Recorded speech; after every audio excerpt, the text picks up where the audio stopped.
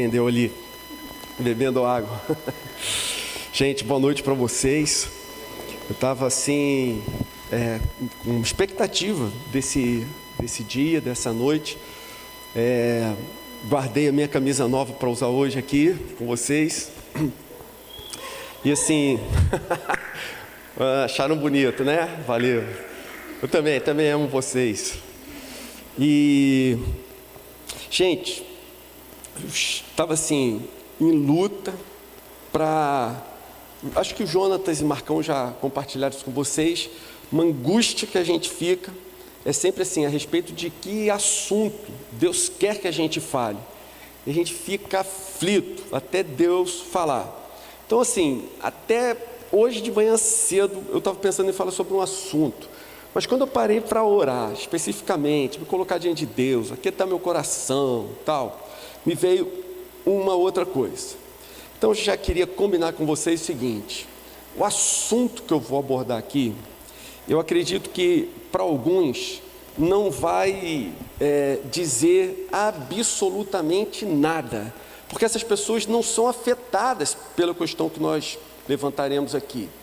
Outras pessoas talvez tenham experimentado, talvez tenham gostado, ou talvez tenham se sentido mal. E aí eu espero que aquilo que a gente vai comentar aqui hoje sirva para encorajá-lo a levar uma vida mais reta, firme, santa diante de Deus.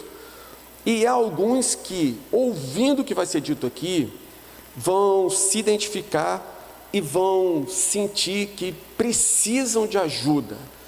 Então, para não haver constrangimento para ninguém, eu diria que a esses, que assim, durante a semana, procurem a gente, peçam socorro, peçam ajuda, porque a gente precisamos uns dos outros, sempre. Existem áreas da nossa vida em que nós somos mais fortes, existem mais fracos, mas a verdade talvez alguém possa me ajudar, pessoa em outra área, mas todos precisamos uns dos outros. Então, gente, eu queria ler com vocês um versículo que está no livro de Jó, Jó capítulo 31, verso... Ainda sem falar o assunto, tá? Para você ficar morrendo de curiosidade, bem atento, ligado. Jó, capítulo 31, verso 1.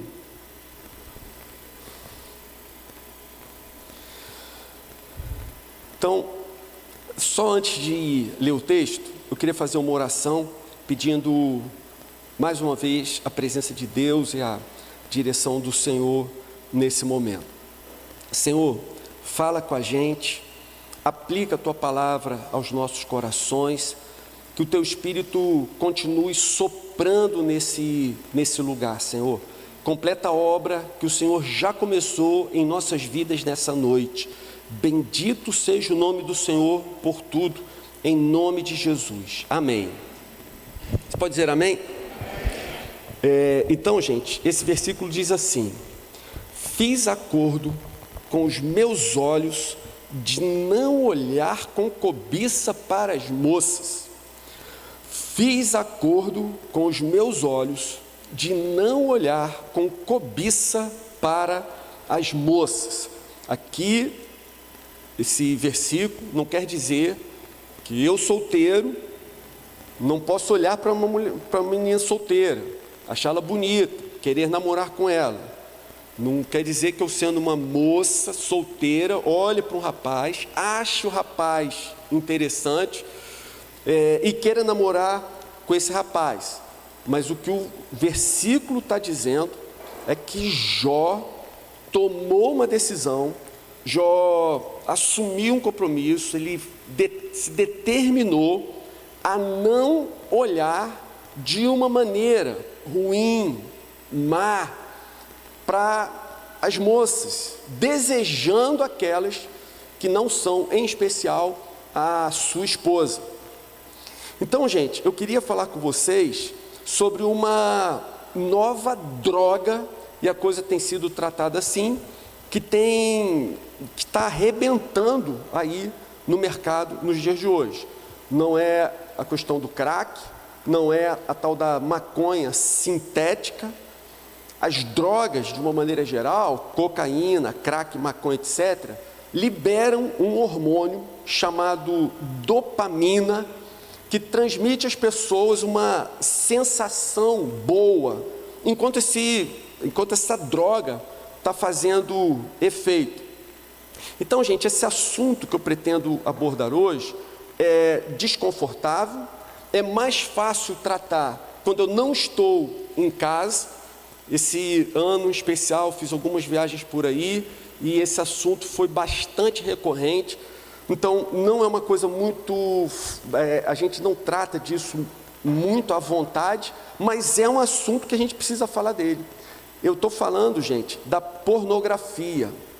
O consumo da pornografia, ela acaba abatendo e escravizando as pessoas. A gente vai falar um pouco mais sobre isso. Mas o que preocupa, entristece, é que há muitas servas e servos de Deus que estão vivendo esse conflito. Gente amada, gente querida, gente preciosa, mas que, por ter sido derrotada nesse aspecto, vem perdendo a vontade de vir à igreja, de participar de algum ministério. A queda nesse aspecto da sua vida tira a vontade de ler a Bíblia, de orar, de dar testemunho. A pessoa começa a ficar efetivamente enfraquecida. Então eu não queria falar sobre esse assunto, eu não gostaria que ninguém confundisse, como se nós estivéssemos falando naquele sentido puritano, nesse sentido pejorativo da palavra puritano, porque os puritanos foram um movimento maravilhoso na história da igreja, mas quando a gente fala hoje de puritanismo, aquela coisa mais legalista, mais pedante, então nós não vamos abordar esse assunto assim, nós não devemos abordar esse assunto assim. Quem realmente me conhece sabe que eu sempre fugi desse tipo de sermão moralista, legalista, acusador, pesado, que desce a marreta, que senta a mão em cima. Eu nunca gostei disso. Eu me sinto fraco, eu preciso das pessoas para me ajudarem, e diante disso, aqui na Igreja Oceânica, nós sempre abraçamos as pessoas que têm esse desejo também, de continuarem andando nesse caminho. Então, como eu disse há pouco, um ajuda o outro, nos ajudamos mutuamente, e assim nós vamos caminhando. Mas esse assunto, gente, a gente vê que ele não é apenas uma questão moralista, uma questão legalista, porque ele tem assustado, nos dias de hoje, outros setores da sociedade, que não tem vínculo nenhum com o cristianismo. Em janeiro desse ano, um cara que é diretor do Departamento de Comunicação do Instituto Internacional de Ciências Sociais, chamado Carlos Alberto de Franco, ele publicou um artigo que ele intitulou Os Custos Sociais da Pornografia. E ele disse o seguinte: a pornografia é um negócio poderoso e devastador, causa dependência, desestrutura a afetividade, desestabiliza a família e passa uma pesada conta no campo da saúde mental. Eliminou-se o carimbo de proibido, deu-se ao conteúdo pornográfico um toque de leveza, de algo sexy e divertido. Na prática, no entanto, a pornografia tem a garra da adicção, do vício, e as consequências psicológicas, afetivas e sociais da dependência mais cruel. Na era da internet, a pornografia invadiu computadores, implodiu relacionamentos e algemou muita gente. Mas a raiz do problema, independentemente da irritação que eu possa despertar em certas falanges politicamente corretas, está na onda de baixaria e vulgaridade que tomou conta do ambiente nacional. Hoje, diariamente, na televisão, nos outdoors, nas mensagens publicitárias, o sexo foi guindado à condição de produto de primeira necessidade. Então, gente, um texto forte para alguém que não tem nenhum compromisso com o cristianismo, com a igreja cristã ou com o nosso estilo de vida. É alguém da sociedade que já percebeu que essa imersão no sexo, que a nossa cultura está, tem sido prejudicial de diversas formas. Então ele conclui dizendo, hoje o sexo foi guindado aqui à condição de produto de primeira necessidade. E isso é forte demais aqui no Brasil. Não que não exista em outros países, mas lá fora parece que a coisa um pouquinho, toma-se um pouco mais de cuidado. Como vocês sabem, eu passei 15 dias agora lá nos Estados Unidos. Lá você não encontra bancas de jornais com essas revistas, com essas capas expostas dessa maneira assintosa, aviltante, provocadora. A impressão que eu tenho é que para nós que vivemos aqui no Rio de Janeiro, a vida parece que ela se resume de fato, única e exclusivamente, à questão sexual. Eu me lembro que uma vez perguntaram Ai Jesus, o nome dele estava aqui agora. Um cineasta desses polêmicos, fala o nome aí, de um cineasta polêmico. Woody Allen. Woody Allen, perguntaram, Woody Allen, qual o objetivo da sua vida? O que você acha de importante para você fazer? O que tem de mais importante na sua vida? Ele falou, na vida existem duas coisas importantes. A primeira é sexo. A segunda, eu não me lembro. Então parece, gente, que essa realidade, ela tem se impregnado no nosso coração. E a gente vai tomando isso como uma realidade. Nos dias atuais, os catálogos de lingerie, roupa de praia, revistas de esporte, algumas revistas de esporte, claro, trazem mais fotos provocativas, sensuais, do que as revistas efetivamente pornográficas de 30, 40 anos atrás. Então esses catálogos que ficam jogados no balcão dessas lojas de roupa de uma maneira geral, há 30, 40 anos atrás, talvez você não encontrasse algumas dessas fotos nem em revista pornográfica. As novelas de hoje, que vão ao ar em qualquer horário durante o dia inteiro, elas trazem mais cenas pornográficas do que os filmes eróticos de alguns anos atrás, 30, 40 anos atrás. Então, olha só, lembram da história da rã na chaleira, que a gente já compartilhou aqui? A ideia é a seguinte, a rã, ela não sente a variação de temperatura, a não ser que seja muito brusca, rápida. Se você pega uma rã e joga dentro de uma chaleira fervendo, por favor, não faça essa experiência na sua casa, apenas acredite no que eu vou lhe falar. Se alguém pega uma rã e joga dentro da chaleira fervendo, ela pula de lá. Mas se você bota a rã numa chaleira com água fria e vai esquentando devagar, ela não percebe que a água está esquentando e ela vai morrer cozida ali. Então, a impressão que dá é que isso tem acontecido na nossa sociedade. Essa questão, ela tem evoluído. Não chega a 40 anos, nós passamos de uma situação em que esse tipo de material, revista, era vendida dentro de uma capa de plástico, opaca, lacrada numa banca. Hoje, parece que com frequência você encontra jovenzinhos, novos, adolescentes, com foto da sua namorada sem roupa no seu próprio celular. Então, até bem pouco tempo atrás, a pornografia era um problema quase que exclusivo, masculino. Isso se dá ao fato de que a excitação sexual no homem e na mulher são completamente diferentes. O homem é excitado pelo que vê. A mulher, normalmente, é excitada pelo que ouve. É capaz de é possível que um cara olhe uma roupa íntima de uma mulher pendurada no varal e fique excitado com essa cena. Agora, você dificilmente vai encontrar um cara gritando, histérico, na beira de um palco, onde tiver um camarada cantando uma música. Mas as mulheres estão ali, porque a mulher é excitada de uma maneira diferente dos homens. Mas nos últimos anos, a produção de pornografia feminina tem crescido.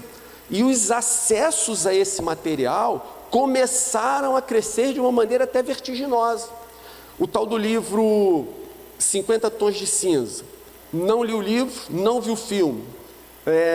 Nem precisa para saber o que tem ali. É apenas um tipo de pornografia feminina. Não é uma coisa mais grotesca, mais grosseira como a pornografia dos homens, mas é algo sutil, que excita sexualmente, que leva a fantasias, que leva a um comportamento sexualmente imaturo, indevido. 50 Tons de Cinza não é um romance, é um livro de pornografia disfarçado, feito de maneira absolutamente intencional, para gerar lucro para uma indústria bilionária. É interessante,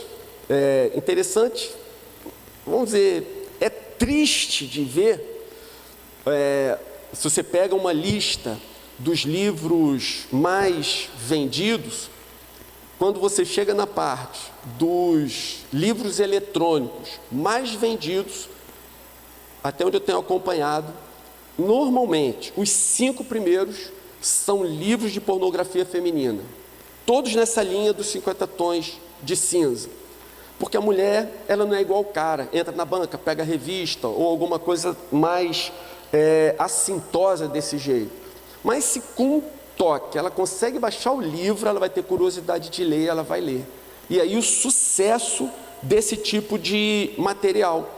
Mas por que pessoas que não têm nenhum compromisso com Jesus, não têm nenhum compromisso com o cristianismo, por que elas estão preocupadas? Por que a pornografia tem incomodado setores que não são especificamente cristãs? Afinal, quais os prejuízos que a pornografia pode acarretar?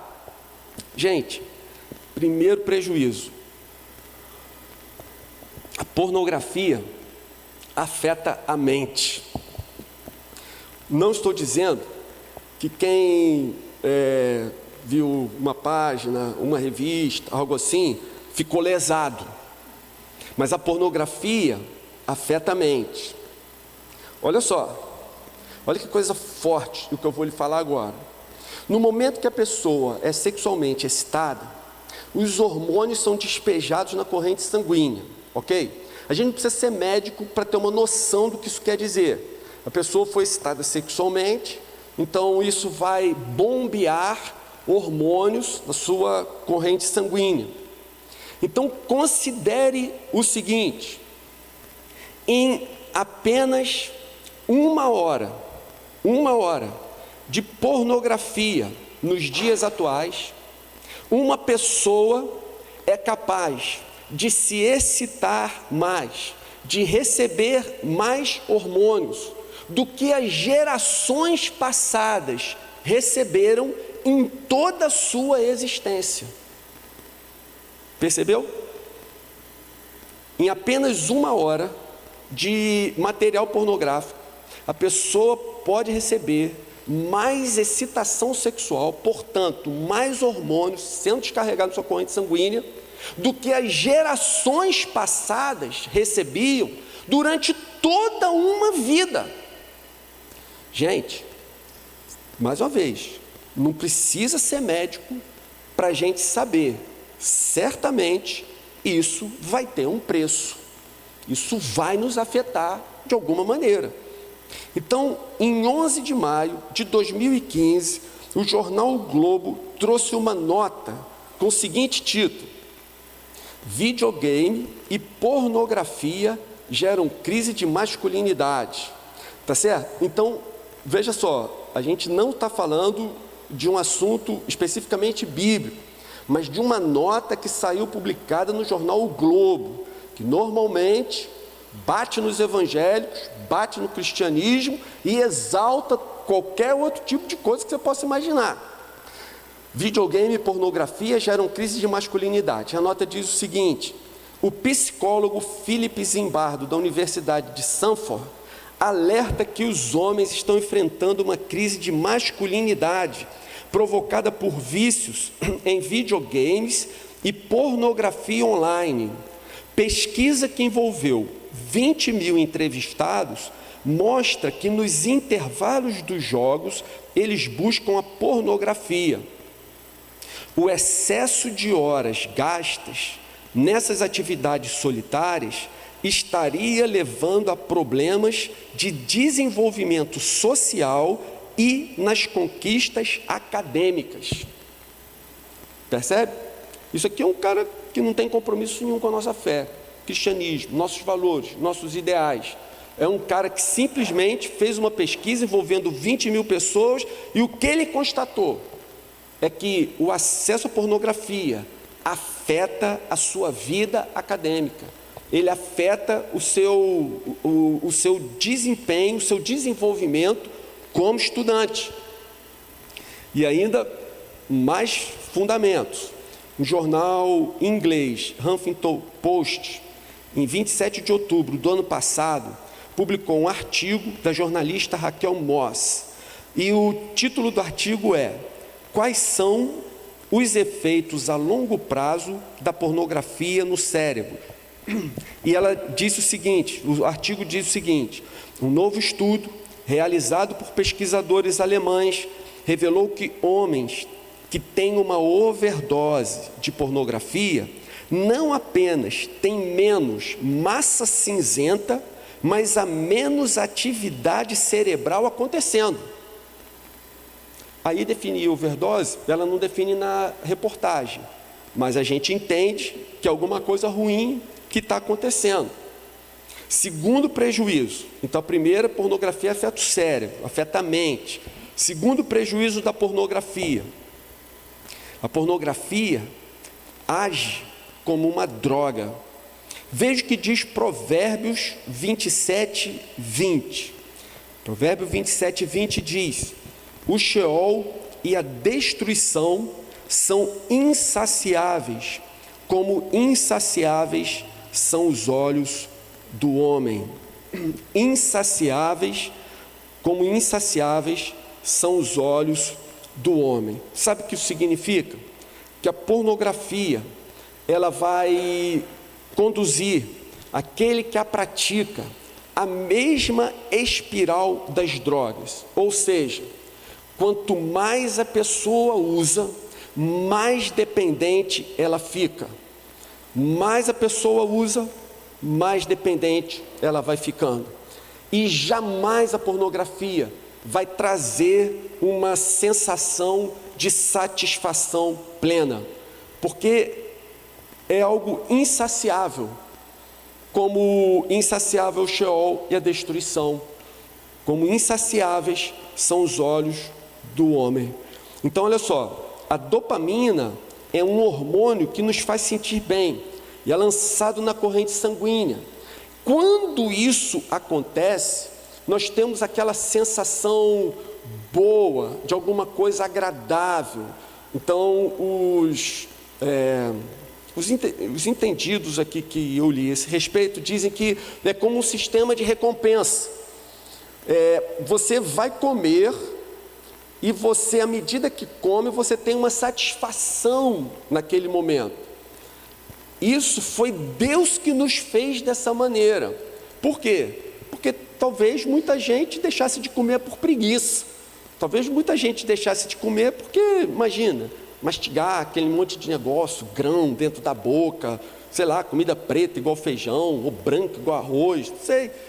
Mas o nosso cérebro interpreta o momento da comida dessa maneira. Você vai fazer uma coisa que o seu corpo precisa. O cérebro ordena que a dopamina seja lançada no seu sangue.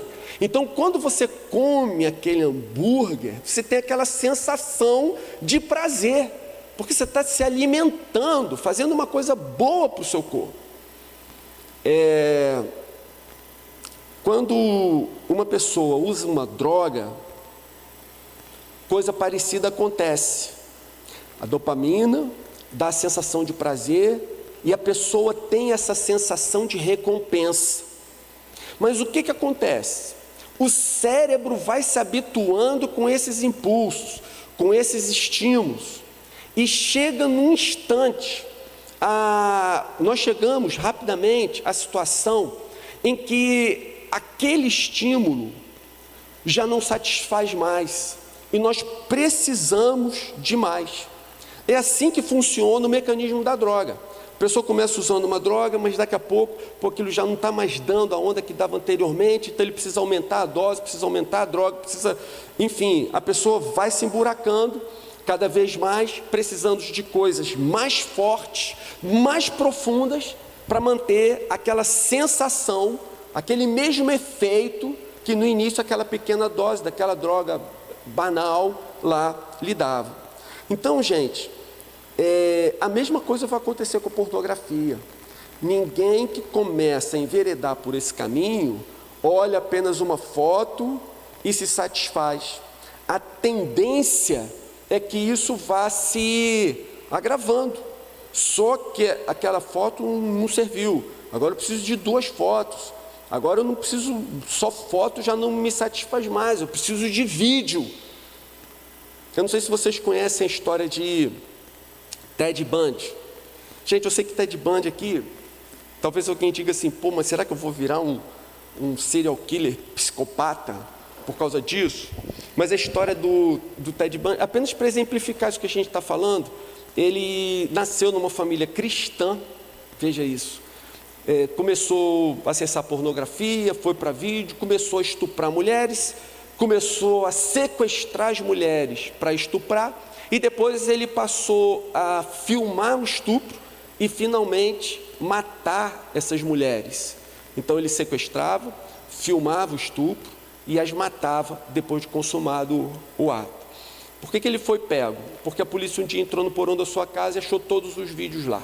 Ele foi imediatamente condenado então à morte. O final da história dele é bonito, mas o que eu quero dizer é que, como pode ser uma história bonita? Agora eu vou ter que contar, né?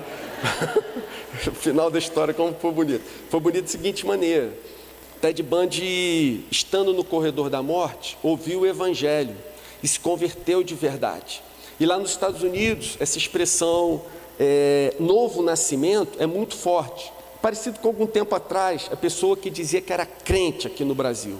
Então, você tinha um cristão de uma maneira geral, evangélico, mas se o cara fala, não, sou crente. Então você entende, o cara tem muito compromisso com Jesus.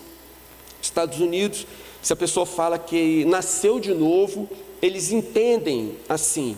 Você dizer lá que nasceu de novo, a pessoa que ouve sabe, então uma pessoa muito comprometida com Jesus. Está ele lá no corredor da morte, véspera da sua condenação, uma jornalista o entrevista e lhe pergunta: Ted, agora que você nasceu de novo, você não acha que a sociedade deveria lhe dar uma segunda chance? Aí Ted Bundy responde: olha, não tem mais como voltar atrás. Eu ultrapassei certos limites da sociedade que para mim agora não tem mais volta. Eu sei que a partir do momento que eu for executado aqui nessa terra, instantaneamente eu vou estar na presença do Senhor. Ele vai me receber lá no céu. Mas voltar a conviver na sociedade, com a sociedade, não tem mais condição.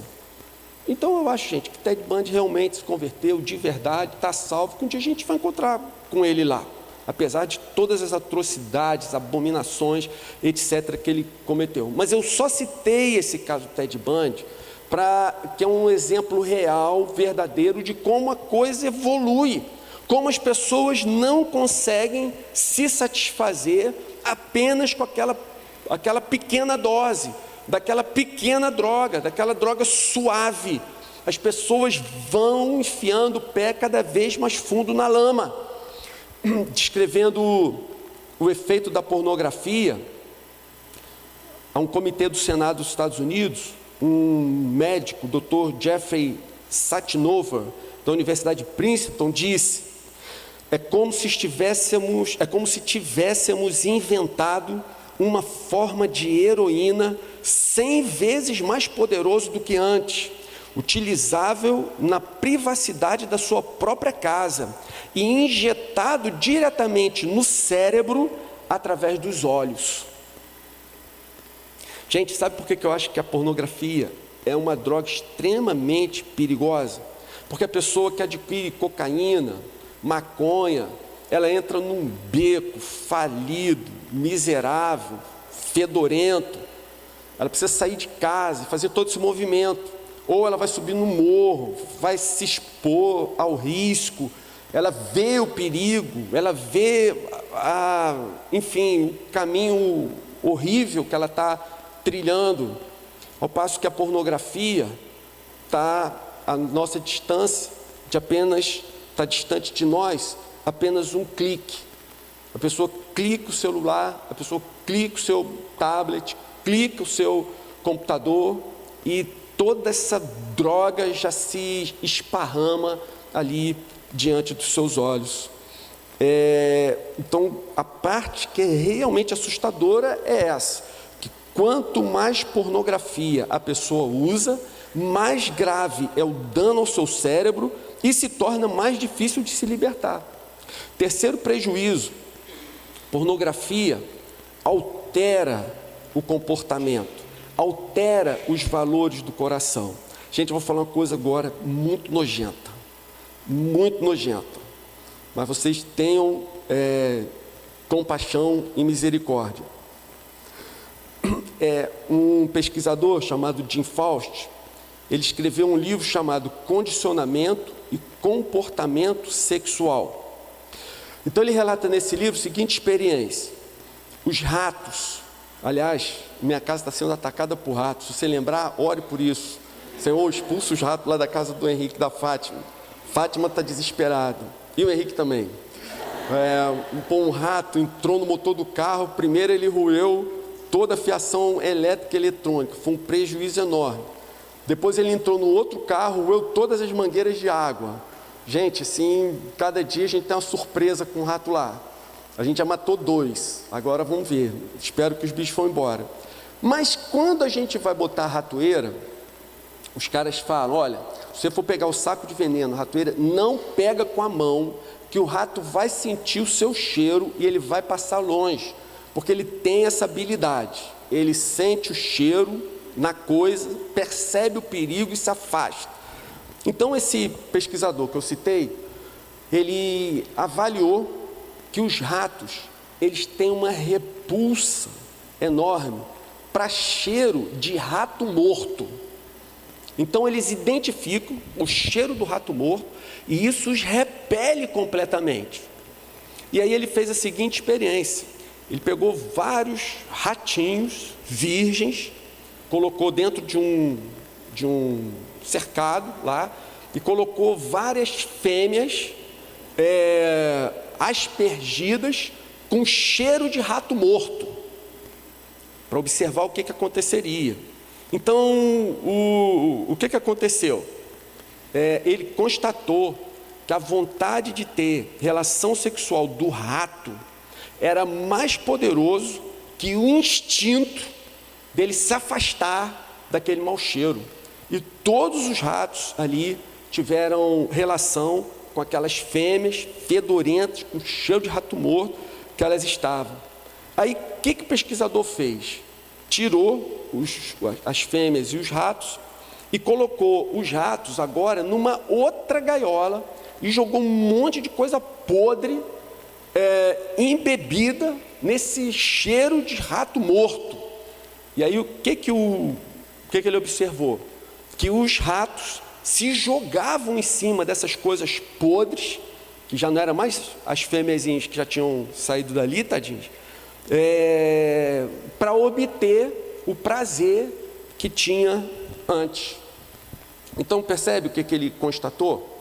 Que a pornografia, ela não é uma brincadeirinha inocente, mas é algo que pode levar a uma grande mudança de comportamento naqueles que insistem em praticá-la. O nosso ponto de vista, os valores do nosso coração, os conceitos que nós temos, eles vão mudando. Do seguinte tipo, o cara que pratica regularmente pornografia, chega num ponto que ele não considera mais o estupro como algo absolutamente repugnante. Quem foi pego fazendo isso, declara. É algo absolutamente constatável. Tem gente que começa a achar a pedofilia algo aceitável, o homossexualismo, a bestialidade, que é a relação sexual de gente com bicho. Então você percebe, não é uma coisa, uma brincadeirinha inocente, mas é algo grave, que pode afetar as pessoas. E até aqui, gente, nós falamos e trouxemos argumentos, como eu disse, de pessoas que não têm vínculo com o cristianismo. São pessoas que experimentaram, fizeram experimentos científicos, consideraram, escreveram, publicaram e têm incomodado a sociedade. Mas você não tenha dúvida que eu acho que o quarto prejuízo é pior do que todos os outros juntos. É que a pornografia, ela afeta a nossa relação com Deus. Não tem como uma pessoa consultar pornografia, usar pornografia e não ter a sensação de que está entristecendo o Espírito Santo. Depois não se sentir envergonhado, não se sentir constrangido, abatido, com vontade de abandonar a vida cristã, não voltar mais na igreja. Não tem como uma pessoa usar esse tipo de coisa, usar frequentemente e continuar com ministério eficaz, com ministério frutífero, ganhando gente para Jesus, dando testemunho com poder, tendo prazer de ler a Bíblia, de orar, de jejuar, de estar com os irmãos. Não tem como. O apóstolo Paulo, ele traz um alerta: não entristeçais o Espírito. E ele diz que essa coisa pode evoluir.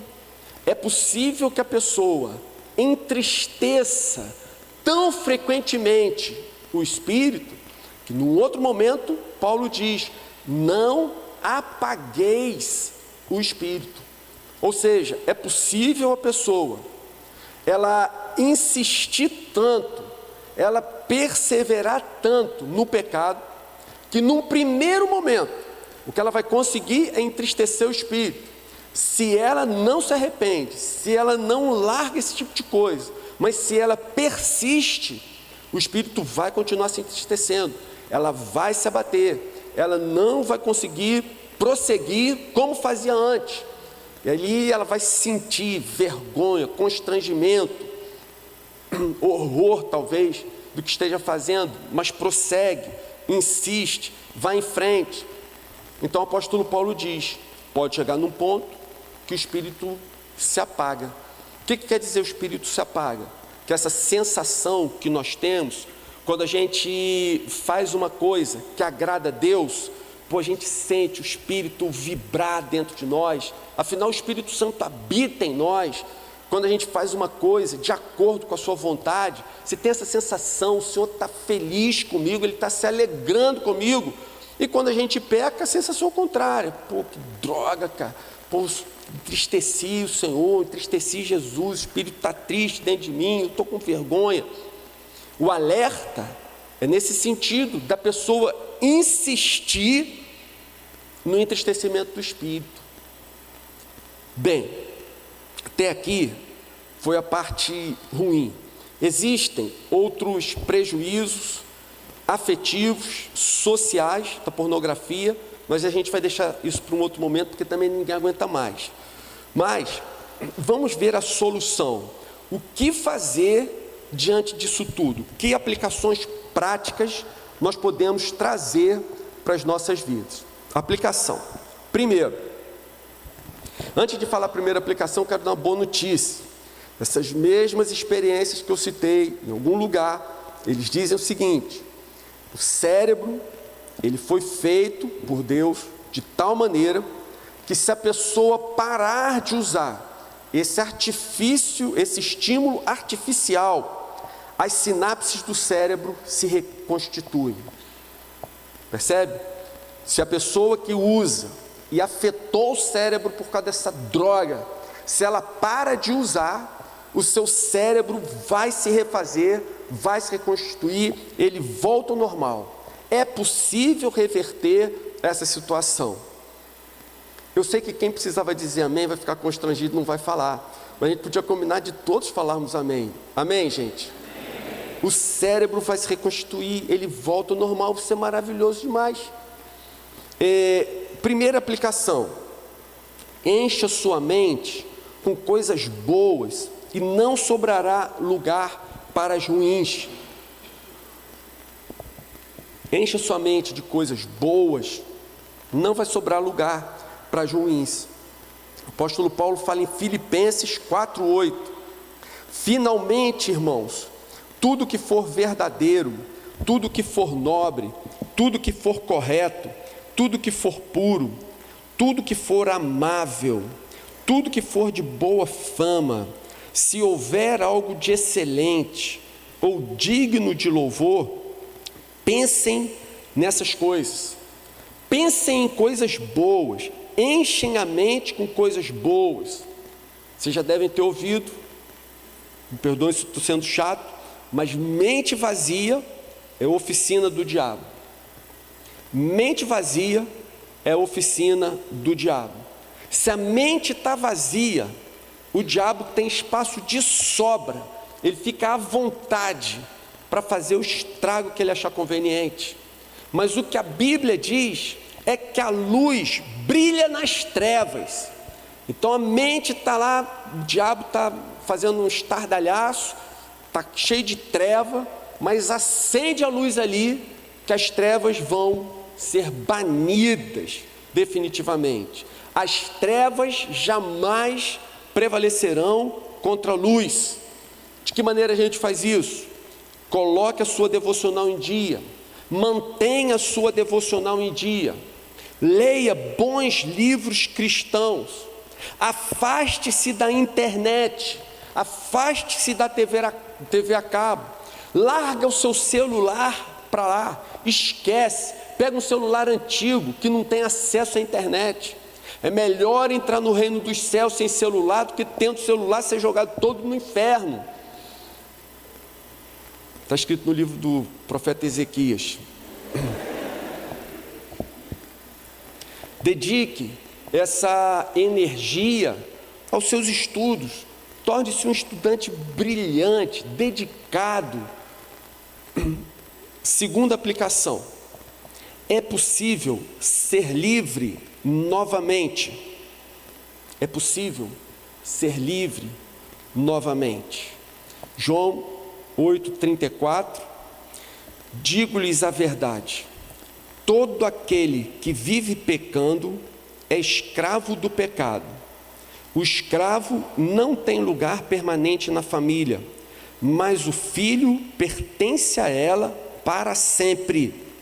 Portanto, se o filho vos libertar, vocês de fato serão livres. Pode dizer amém? Gente, que isso? Você pode dizer amém? Amém. Se o filho vos libertar, então vocês de fato serão livres. Amém, gente? Amém. Então olha só, é possível ser livre novamente em Jesus, só em Jesus. Em Jesus. Ele nunca disse que nos libertaria apenas uma vez e que depois nós estávamos por nossa própria conta. Mas ele disse que se ele nos libertasse, nós verdadeiramente seríamos livres. Se caímos numa arapuca, se fomos pegos numa armadilha, se estamos sofrendo, angustiados, nos sentimos presos, amarrados, e precisamos de ajuda, de nova libertação, de ação de Deus. Gente, quem é o especialista nisso? Quem pode todas as coisas? Se o Filho vos libertar, vocês de fato serão livres. Hebreus 2,18 diz: tendo em vista que Ele mesmo, Jesus, sofreu quando tentado, Ele é capaz de socorrer aqueles que também estão sendo tentados.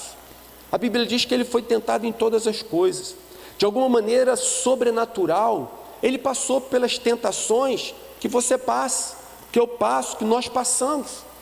Ele sabe o que se passa no nosso coração. Ele sabe como é difícil, que a nossa natureza é inclinada para o mal. Mas Ele diz: se o Filho vos libertar, vocês serão de fato livres. Quanto mais tempo a pessoa ficar sem pornografia, menos necessitará dela. Está matando essa velha natureza, pervertida, desgraçada. Então você está sufocando essa coisa ruim, má. Tira o oxigênio dela, deixa ela morrer por si só. Então, uma vez que Jesus quebrou as correntes e você é livre, o que o apóstolo Paulo diz é: fuja, sai correndo. 1 Coríntios 6,18, ele diz: fujam da imoralidade sexual. Olha que coisa interessante. O Novo Testamento diz que nós devemos resistir ao diabo, porque se você resistir ao diabo, ele vai fugir de você. Resista ao diabo e ele fugirá de vós. Mas ela diz, em relação às tentações sexuais: fujam, não tentem resistir. Percebe? Resista ao diabo e ele vai fugir. Mas em relação à tentação sexual, é você que tem que fugir. Sai de perto, não tente enfrentá-la, porque a partir daquele momento que a tal da dopamina vai para a corrente sanguínea, gente, enquanto aquela carreta carregada está subindo aquele ladeirão, é fácil você parar. Mas depois que ela embica para baixo e pega velocidade, aí, meus irmãos, a coisa é muito complicada. Pula do caminhão antes que chegue a ladeira, foge, sai de perto, vai para a rua. Está se sentindo tentado? Está se sentindo enfraquecido? Você está imaginando, está difícil, cara, eu vou cair e tal. Procura o seu líder de célula, procura o seu discipulador, procura um dos pastores, pede ajuda, pede socorro. Se está difícil se desvencilhar disso, e provavelmente esteja, não fique constrangido, mas procura ajuda. Me lembro, gente, que aqui na igreja, uma época a gente teve um jovem, muitos anos atrás, lá na sede antiga, um jovem que uma vez me procurou, contou a história dele, falou: bem, vou fazer uma coisa assim assado. Falei: pô, cara, maravilha, vai nessa, te dou apoio total. Aí o que ele queria fazer?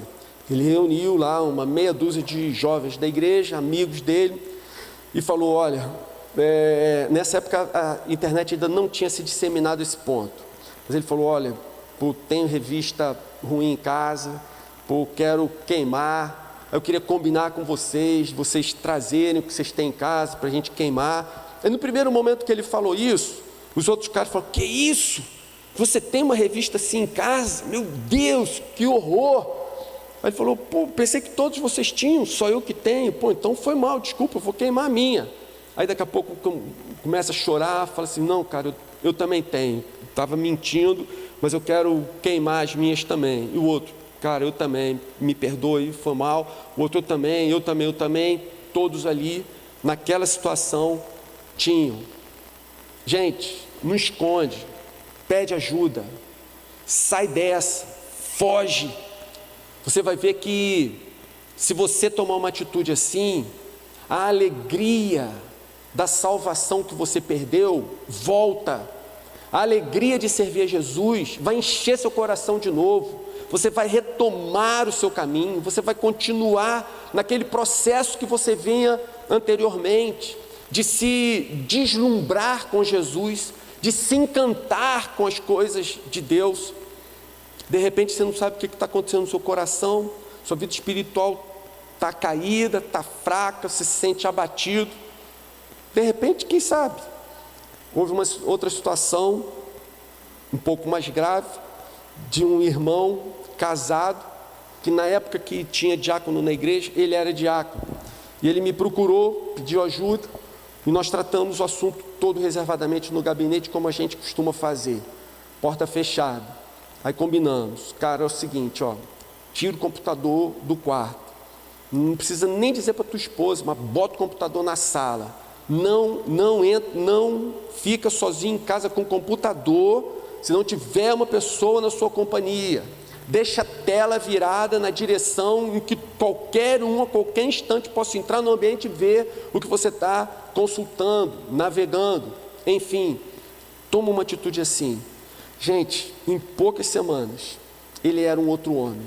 Em poucas semanas, aquele cara abatido, aquele cara que você via que tinha alguma coisa errada na sua vida, agora tinha se acertado, o brilho voltou aos seus olhos, ele voltou a se apaixonar por Jesus, pela igreja, a contemplar as coisas maravilhosas que Deus tem feito entre nós, no nosso meio, nas nossas vidas. Você conhece aquela passagem, quando o povo está para atravessar o Rio Jordão, Deus se reúne, Deus vem e fala com o povo, olha, manda o povo se santificar, porque daqui a 3 dias eu vou fazer uma maravilha, vou fazer maravilhas no meio de vocês. Por que Deus mandou o povo se santificar? Ele já sabia o que ia fazer. Deus não precisa da nossa santidade para operar, nem na nossa vida, nem na vida de ninguém. Mas Ele mandou, olha, manda o povo se santificar, porque eu vou operar maravilhas no meio de vocês. Por que Ele mandou o povo agir dessa maneira? Porque se o povo não tivesse santificado, Deus faria as maravilhas, mas o povo não ia exultar, o povo não ia perceber, ia acontecer um milagre diante dos seus olhos, e o povo ia ficar indiferente. Pior do que tudo, o coração ia permanecer endurecido. Eu já testemunhei isso, um milagre acontecendo, milagre mesmo acontecendo, e a pessoa olhava para aquilo e ela absolutamente inerte, coração duro, pedra. A importância da santidade, ou quando nós buscamos isso, entramos nesse caminho de volta, é que parece que aquela cortina que havia nos cegado, tomado a nossa visão, ela cai, e a gente começa a contemplar a grandeza e a misericórdia de Deus. Terceira aplicação: o pecado leva à morte, mas Jesus morreu para nos dar vida. O pecado leva à morte, mas Jesus morreu para nos dar vida. João 10, 10 e 11. O ladrão vem apenas para roubar, matar e destruir. Eu vim para que tenham vida e a tenham plenamente. Eu sou o bom pastor dá sua vida pelas ovelhas. Amém, gente? Queria fazer uma oração com vocês nesse momento, pedindo misericórdia ao Senhor.